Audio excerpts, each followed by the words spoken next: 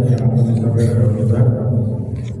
Mudah-mudahan di pagi ini bisa terjadi perubahan. Saya kira ini ada mukadimah dari saya. Wabillahi taufiq wal hidayah. Assalamualaikum warahmatullahi wabarakatuh. Waalaikumsalam.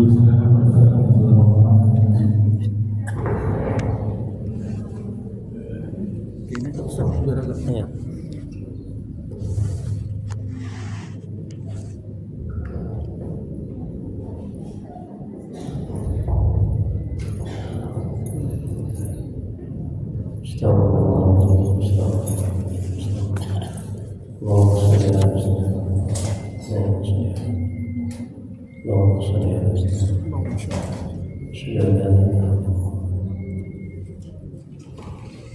Bismillahirrahmanirrahim. Assalamualaikum warahmatullahi wabarakatuh. Waalaikumsalam. Alhamdulillahirabbil alamin ala kulli yawmin. Asyhadu an la ilaha illallah wahdahu la syarika lahu wa asyhadu anna Muhammadan abduhu wa rasuluh. Allahumma shalli wa sallim wa barik ala sayyidina Muhammad abdika wa rasulika nabiyina wa ala alihi wa sahbihi ajma'in. Rabbi shrah li sadri wa yassir li amri wahlul 'uqdatam min lisani yafqahu qawli. Rabbana zidna ilma warzuqna fahma waj'alna minal shalihin. Ya Allah, ya Allah, ya Allah, maghfirna ampuni ya Allah semua orang tua kami, ampuni dosa kami ya Allah, ampuni dosa kaum muslimin dan muslimat alamnya ya Allah. Mudahkan kami mencari ilmu, mudahkan kami mempelajari ilmu, mudahkan kami ya Allah mengambil dan mengamalkan ya Allah. Berkahi majelis ini, berkahi kami ya Allah. Amin ya Allah.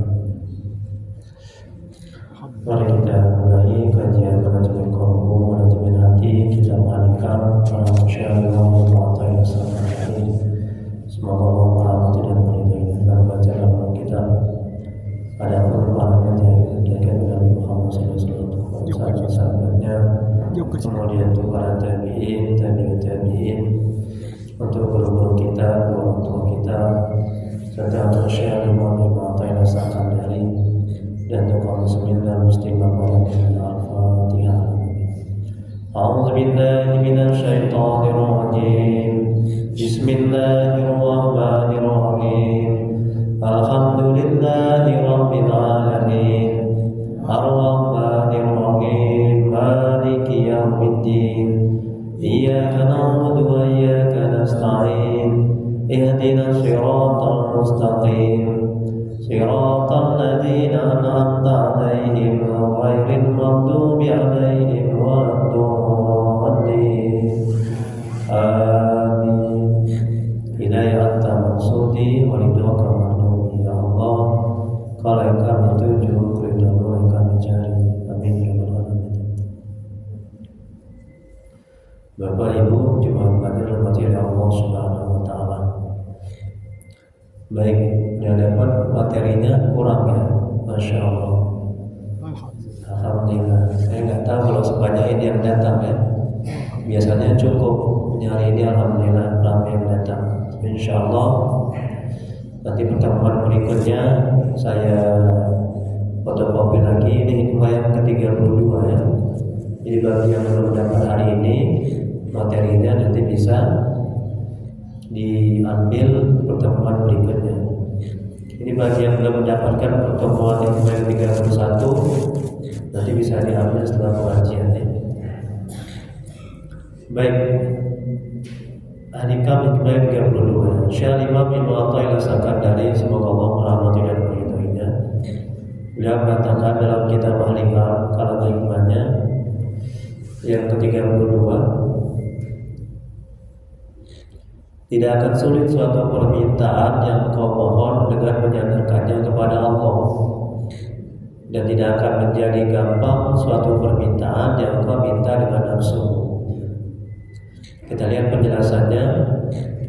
Jika engkau punya kebutuhan, termasuk kebutuhan dunia dan akhirat, dan engkau ingin agar kebutuhan itu terpenuhi dengan cepat, maka mintalah kepada Allah dan jangan mintanya kepada nafsumu. Jadi kalau kita punya hajat, dia punya keinginan, ya keinginan apapun itu,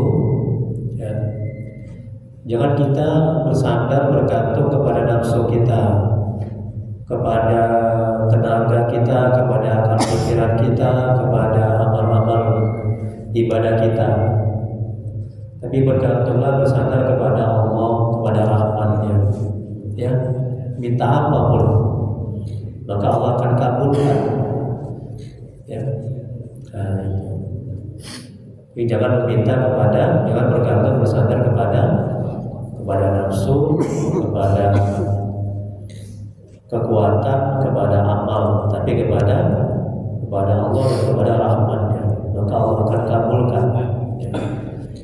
Karena jika engkau memintanya kepada Allah, maka Allah akan memudahkan urusannya dan mudah baginya untuk memenuhinya. Sedangkan jika engkau meminta kepada nafsumu, maka ia akan sulit memenuhinya dan urusannya menjadi sulit. Urusan yang telah kau minta tidak akan menyulitkan Tuhanmu, dan urusan yang telah kau minta tidak akan memudahkan nafsumu. Jadi kalau kita punya hajat, ya, punya kebutuhan, punya keinginan, kita bergantung kepada Allah, kepada rahmat-Nya, tidak kepada nafsu kita. Bergantung kepada nafsu kita itu maksudnya bergantung kepada kehebatan kita, kepada amal kita, kepada akal pikiran kita, kepada tenaga kita, kepada usaha kita. Ya, nggak boleh seperti itu. Ya. Kemudian berikutnya, Allah berfirman dalam Al-Quran surah Al-A'raf ayat 128. Apa kata Allah? Musa berkata kepada kaumnya, mohonlah pertolongan kepada Allah dan bersabarlah. Sesungguhnya bumi ini kepunyaan Allah, diwariskan kepada siapa yang Dia kehendaki dari hamba-hambanya, dan kesudahan yang baik adalah bagi orang-orang yang bertakwa. Jadi perintah Allah. Kalau kita mohon meminta, itu jangan bergantung kepada kekuatan kita, kepada nafsu kita, ya, kepada apa yang kita inginkan. Misalnya kita punya utang, kita berdoa. Ya, kita punya utang, ya. Jangan bergantung hati akal pikiran kita, ini manajemen hatinya. Jangan bergantung akal pikiran kita bersandar kepada lunasnya utang. Berdoa lunas utang, itu nggak baik seperti itu. Atau anak kita misalnya belum taat, jadi manajemen hatinya. Ya. Jangan kita berdoa anak taat dalam hati akal pikiran kita, itu nggak baik.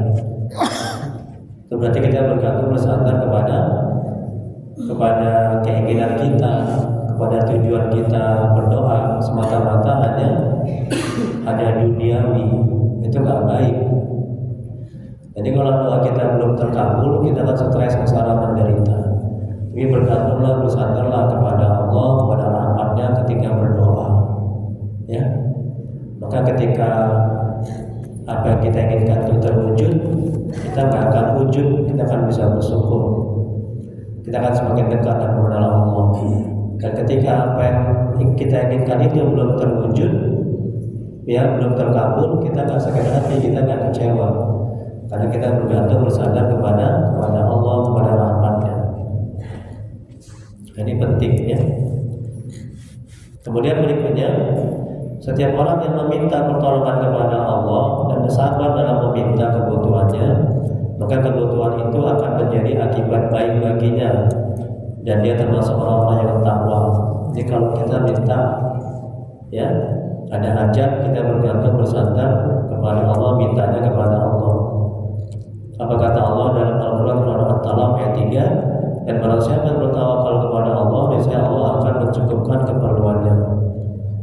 yakni menjaminnya dalam setiap perkara yang dia inginkan. Ini bagi orang yang bertawakal, yang berserah kepada Allah dalam setiap hajatnya.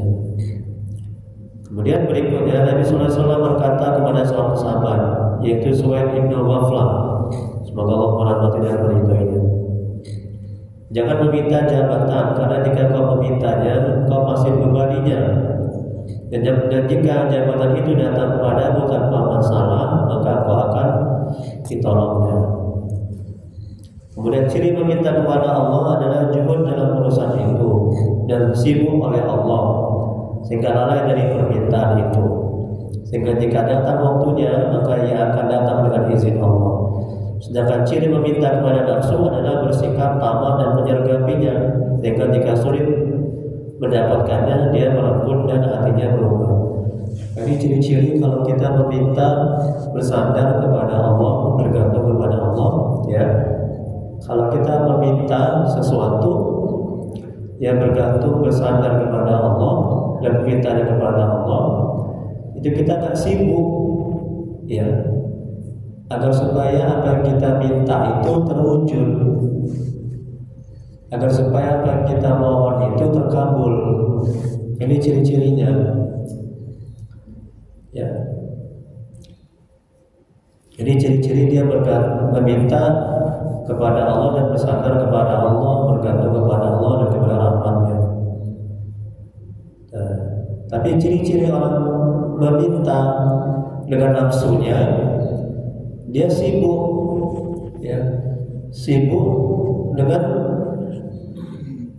maksud-maksud hajatnya, sibuk dengan apa yang dia minta, sehingga ketika Allah belum mengabulkan, dia stres, kecewa, sakit hati. Tadi manajemen hatinya. Jadi kalau kita punya hajat, misalnya hajat supaya suami kita, istri kita taat, ini manajemen hatinya. Jangan hati akal pikiran kita sibuk agar supaya hajat kita terkabul, ya, agar supaya istri kita, anak kita, suami kita itu taat. Ini ciri-ciri meminta dengan nafsu, ya. Tapi sibuklah dengan memperbaiki hati, memperbaiki diri, ya, membersihkan hati, memperbaiki tobat, ya, dan sibuk dan bergantunglah kepada Allah dalam meminta hajat kita. Nah, kemudian berikutnya, inilah perbandingan antara orang yang meminta permintaannya kepada Allah dan memintanya kepada nafsunya. Jadi orang yang meminta segala kebutuhannya kepada Allah pasti terpenuhi secara matawi, walau dari sisi zahir nampaknya tidak terpenuhi. Dan siapa yang meminta kebutuhannya kepada nafsunya, maka usahanya akan merugi dan waktu dia tersia-sia, walaupun keinginan dan kebutuhannya terpenuhi, ya. Jadi sekali lagi, kalau kita punya keperluan, punya hajat, ya, gimana juga hatinya, punya keinginan, ya, jangan sibuk agar hajat kita terpenuhi. Jangan bergantung bersandar kepada keinginan-keinginan kita, ya. Kita ingin mendapat rezeki, jangan hati akan pikiran kita bersandar bergantung kepada rezeki. Kita akan utang lunas, jangan bergantung bersandar kepada lunas. Tapi bergantunglah bersandar kepada Allah, kepada rahmatnya dalam meminta. Itu lebih baik, ya. Agar apa? Agar ketika apa yang kita minta itu terkabul, kita nggak ujub, nggak akan sombong, nggak akan merasa itu karena kemampuan kita, kehebatan kita. Dan kita akan bisa bersyukur kepada Allah, dan kita akan bisa, dan kita akan semakin dekat dan mengenal Allah. Dan ketika permintaan kita itu belum terwujud, kita nggak sakit hati, kita nggak kecewa. Kita akan istiqomah dalam beramal ibadah. Ini manajemen hati, ya. Tadi kata pengurus BKM katanya sampai 45 menit karena ada acara lagi, ya. Ya, tidak ada tanya jawab. Jadi kalau lama-lama tidur karena ada acara lagi, ini berapa lama? Pada halaman. Ya, mungkin nanti sampai 3 halaman.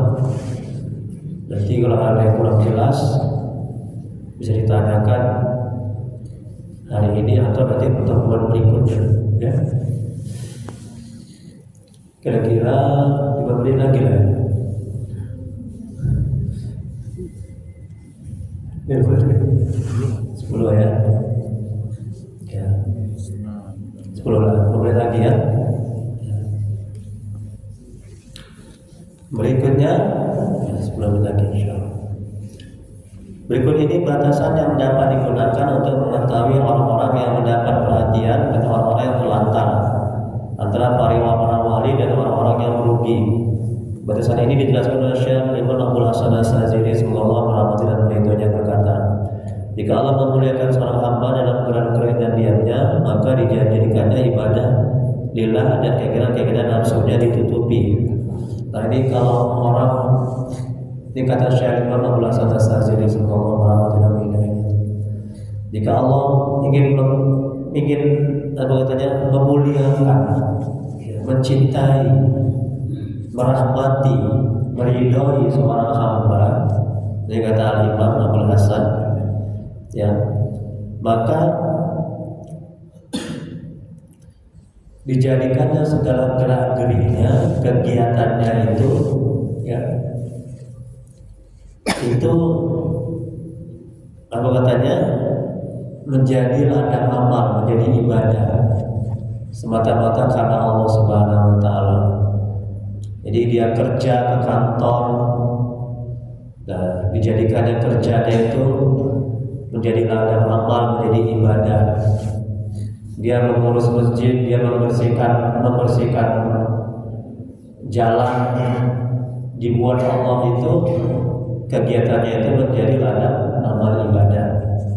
Jadi kalau Allah sudah menghendaki, nah kayak kita begini yang duduk di majelis ilmu, nah ini ciri-ciri Allah menghendaki kita menjadi hambanya yang dicintainya, yang disukainya, ya, hambanya yang diridhoinya. Dan na'udzubillah, kalau orang duduk di diskotik, itu ciri-ciri Allah menghendaki dia itu menjadi hambanya yang dimurkainya, yang dimarahinya, yang dilaknat, ya. Jadi kita bersyukur dijadikan oleh Allah, kita dibuat duduk di majelis ilmu. Ini ciri-ciri kita, ya, hambanya yang dirahmati, dicintai, disayangi. Bersyukur ya Bu ya, alhamdulillah.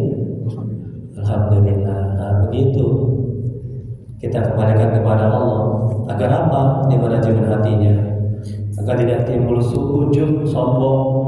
Oh, aku bisa ke masjid kan karena kemampuanku, karena kehebatanku.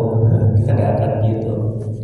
Kita gak akan mencibir tetanggaku itu gak ke masjid, calon neraka lah, sengsara lah kau. Nah, kita gak akan gitu. Kita jadi bisa ke masjid itu karena bantuan Allah, pertolongan Allah, ya kan? Karena rahmat Allah. Disadarkan seperti itu manajemen hatinya. Dan bersyukur kita dijadikan oleh Allah hamba-hambanya yang mencintainya, yang dirahmatinya. Alhamdulillah. Kita kembalikan kepada Allah. Semuanya itu karena Allah, ya, karena bantuannya, karena pertolongannya. Jadi kata Imam Abdul Hasan As-Sazili, ini zuriat Nabi ini, ya, keluarga Nabi dari silsilah keluarga Imam Hasan, Imam Husain. Ini gurunya Syekh Abdul Abbas Al-Mursi. Syekh Abdul Abbas Al-Mursi gurunya Syekh Imam Ibnu Athaillah Sakandari. Semoga Allah merahmati dan meridhoi mereka. Jadi kitab Al-Hikam ini bukan kitab kaleng-kaleng. Ya, kitab Al-Hikam ini rujukannya sampai ke Nabi asnamnya, ya. Jangan main-main, ini kitab yang paling bagus, kitab paling tinggi, ya. Kitab paling baik tentang manajemen hati, tentang mengenal Allah. Kemudian berikutnya, boleh kata Imam, Allah membuatnya bolak-balik dalam ibadah, sementara keinginan-keinginan dia tertutupi disertai sesuatu yang ditakdirkan untuknya.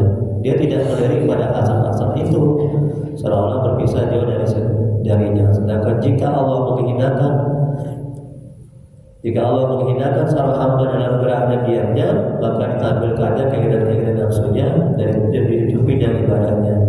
Dia bolak-balik dalam nafsunya dan ibadahnya kepada Allah jauh darinya, walau Jadi kalau Allah sudah menghinakan, yang menjelekkan, membuat buruk seorang hamba, ya dia buat hamba itu berbuat maksiat, ya. Dia buat hamba itu lalai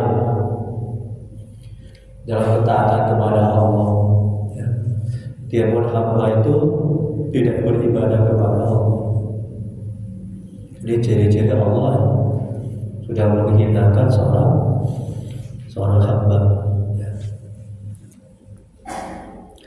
Kemudian berikutnya, permintaan yang dimaksud pada hikmah ini bersifat umum, meliputi semua permintaan, baik itu yang berkaitan dengan dunia maupun akhirat.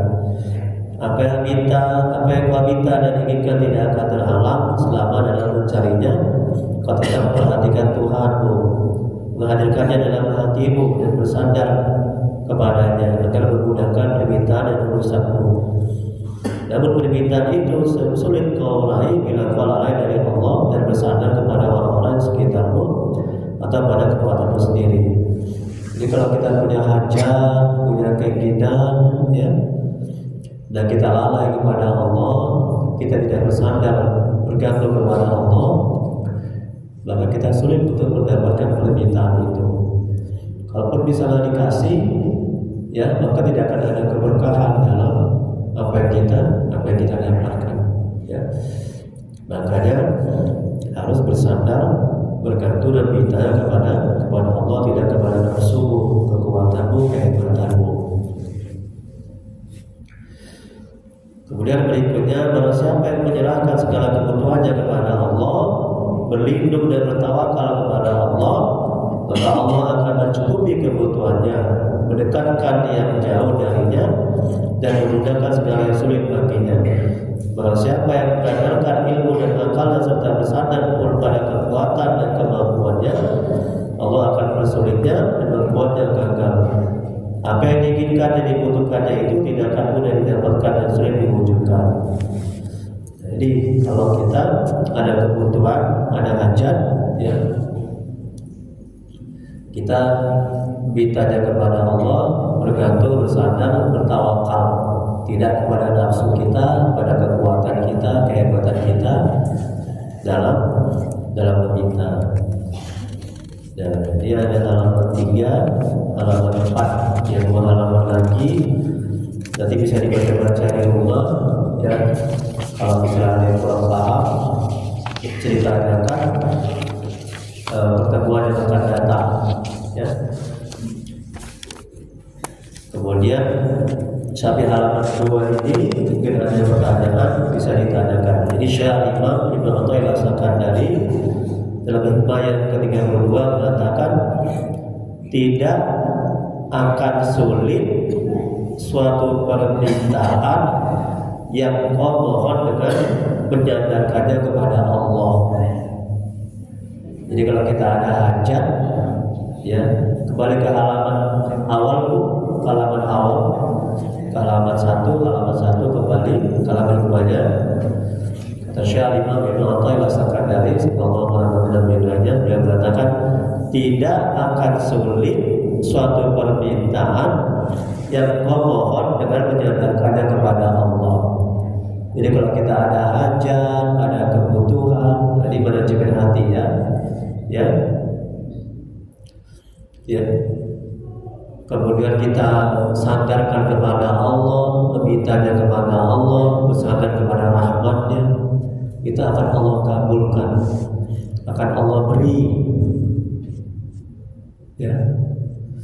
Tapi kalau misalnya, dan kata Imam, dan tidak akan menjadi mudah, menjadi gampang suatu permintaan yang kau minta dengan nafsu.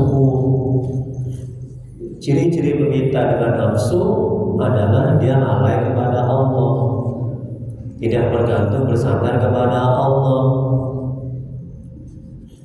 melupakan ibadah-ibadah kepada Allah. Ini ciri-ciri orang yang meminta, ya, yang bersandar dengan nafsunya. Kalaupun terkabul, maka tidak ada keberkahan, kebaikan, ya. Dan tidak ada dapat ketenangan hati kalau meminta bergantung bersandar kepada nafsunya. Wallahu a'lam. Hanya Allah yang Maha mengetahui. Silakan Bapak Ibu, kita ada yang berdiskusikan. Jadi baik 31 ini silakan diambil setelah kita doa ya, berbahagia. Silakan. Di 32. Ya, silakan Pak Haji. Pengalaman Pak Haji sehat. Ya. Materi.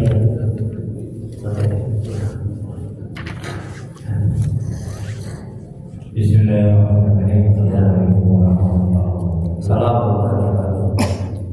Assalamualaikum. Ustaz yang saya hormati, ini kan ya. Dimana manusia itu memang iman para rasul itu kan pernah buruk.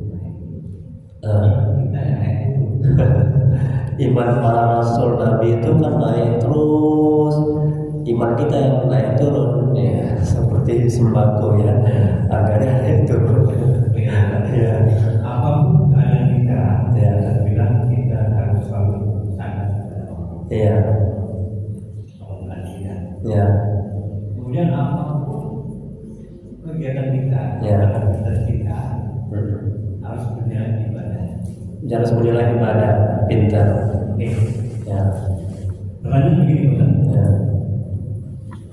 dalam suatu organisasi, bisa saya pimpinan.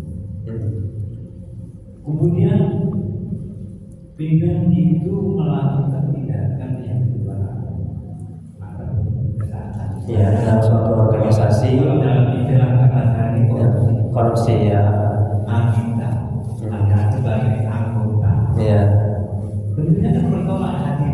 Masya Allah, Jadi nggak bisa begitu. betul, Tapi kalau kita protes, ya, kita dikeluarkan. ya, Sementara kita nggak butuh kerjaan. kerjaan itu, Jadi menyikapi itu gimana? Masya Allah. Oke, dengan terima kasih. Wassalamualaikum. Bagus, terima kasih Pak Haji. Semoga Allah membalas kebaikan Pak Haji. Amin ya rabbal alamin.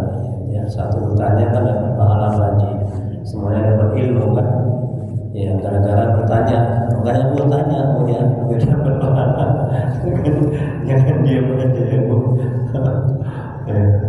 Tapi jangan dipaksakan ya, kalau ada yang mau ditanyakan ya.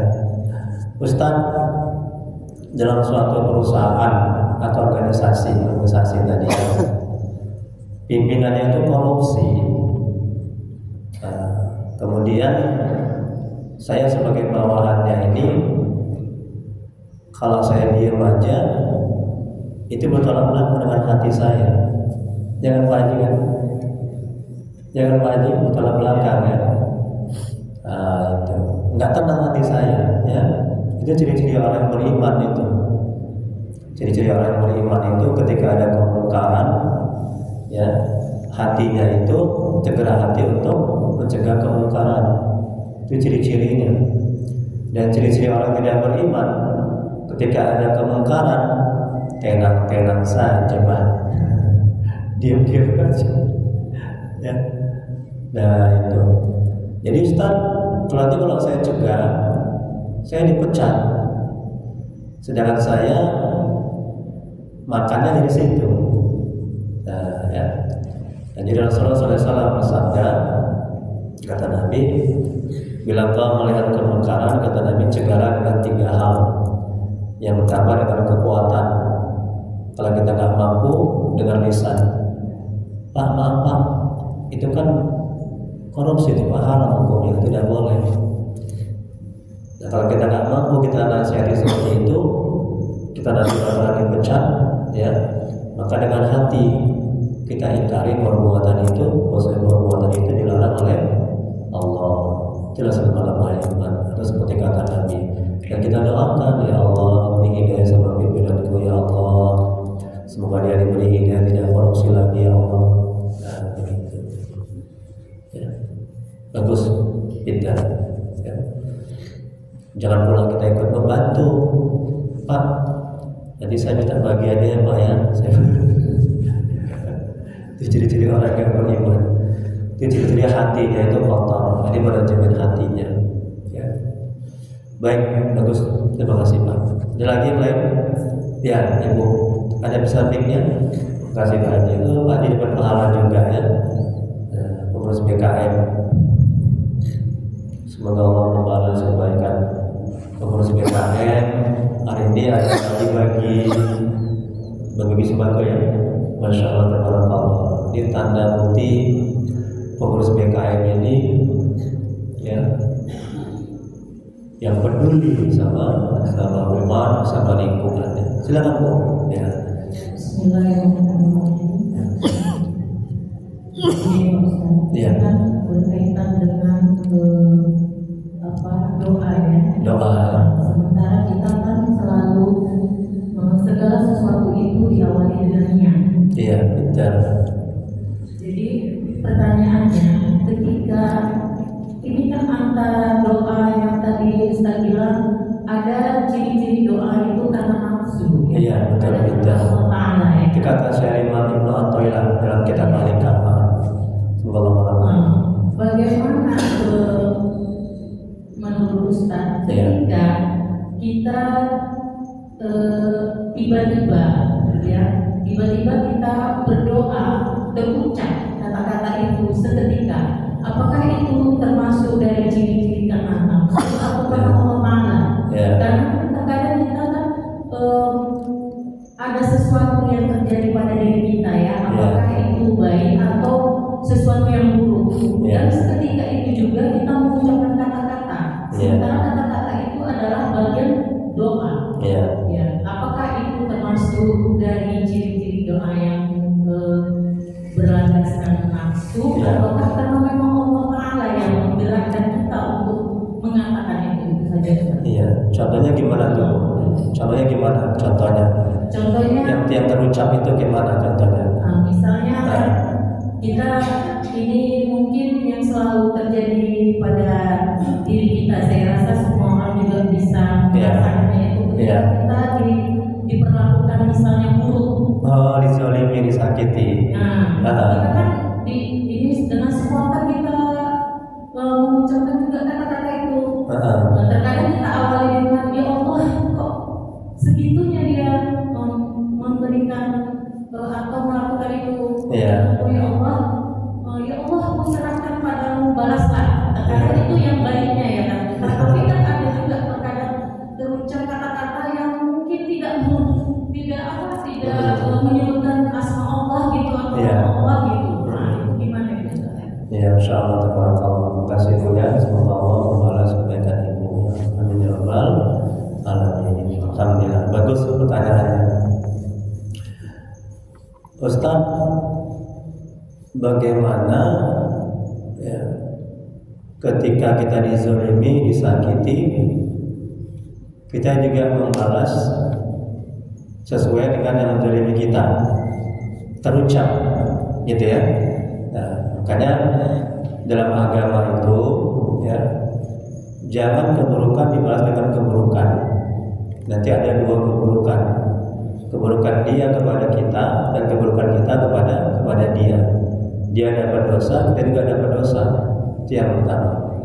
Dan yang kedua, Nabi itu selalu dia membalas keburukan orang dengan kebaikan, ya kan? Dan satu riwayat Nabi itu keluar rumah, dia dilempar kotoran, kemudian keluar rumah, dia dilempar kotoran. Dan sampai berulang kali dia melempar kotoran itu sampai sakit. Itu orang Yahudi, ya, sampai sakit. Belum ada lingkungan itu yang menjenguknya dan Nabi yang menjenguknya orang yang sakit itu. Sehingga orang yang sakit itu, orang Yahudi itu masuk Islam karena makanan akhlak Nabi. Jadi artinya Nabi tidak membalas orang yang berbuat keburukan kepadanya. Itu yang kedua. Dan yang ketiga, kalau misalnya kita terucap tidak sengaja, ya kita istighfar mengampun kepada Allah. Dan kita doakan semoga dia diberi hidayah.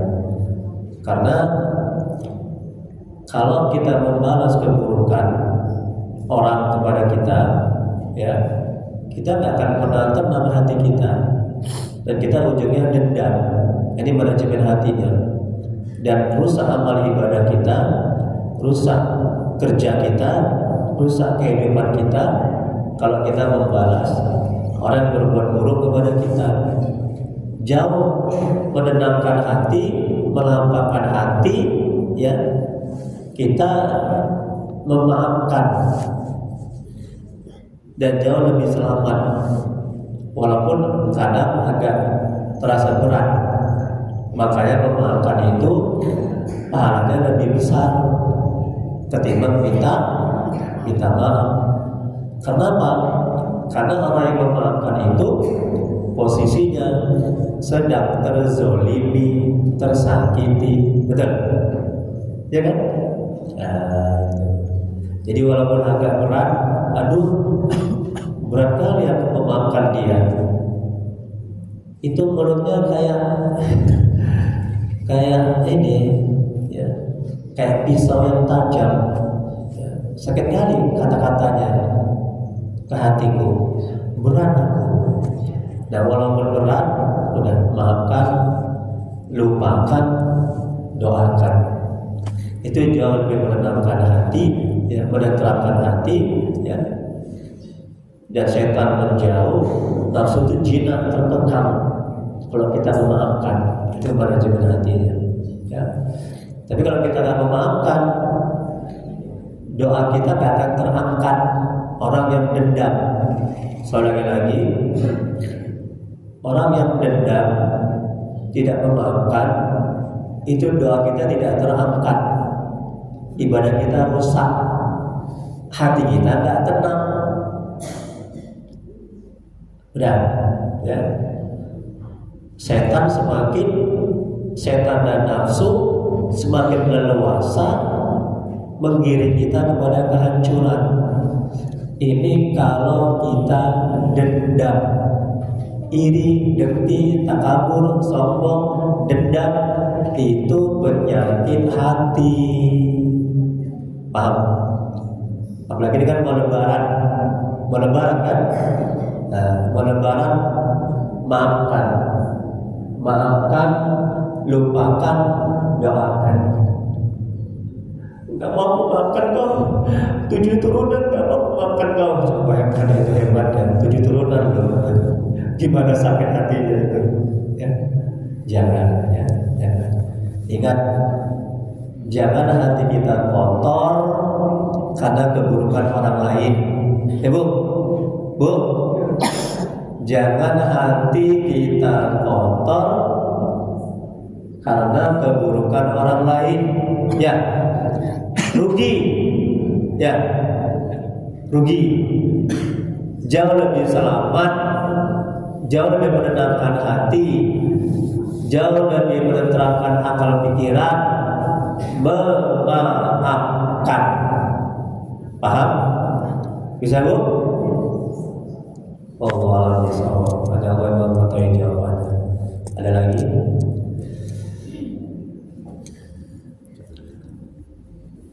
Ada? Ada? Kalau ada kita doa. Nanti ada acara lagi pembagian. Ya, pembagian sembako. Semoga Allah membalas kebaikan pengurusnya, ya, yang peduli, ya, amin ya rabbal alamin. Ini semoga bisa istiqomah bu. Terus bu, rapi seperti ini bu, ya. Nah, jangan hanya ada ya, ada ininya baru rapi, jangan ya bu, ya. Nanti habis pergi, habis lebaran kan, ya, habis puasa, ya, kita mengaji lagi, ya, kayak gini lagi bu, ya. Usahakan juga semakin rapi, ya bu, ya. Insyaallah, amin ya rabbal alamin. Kita doa dulu, ya. Kita ambil berkahnya, ya. Astagfirullahaladzim, astagfirullahaladzim, astagfirullahaladzim. Allahumma sholli ala sayyidina Muhammad. Allahumma sholli ala. Bismillahirrahmanirrahim. Alhamdulillahirabbil alamin. Hamdan lillahi wa fi mazidan. Ya rabbana lakal hamdu kama yanbaghi li jalali wajhika wa 'azimi sultanik. Allahumma sholli ala sayyidina Muhammad wa ala sayyidina Muhammad. Ya Allah ya Rahmanir Rahim.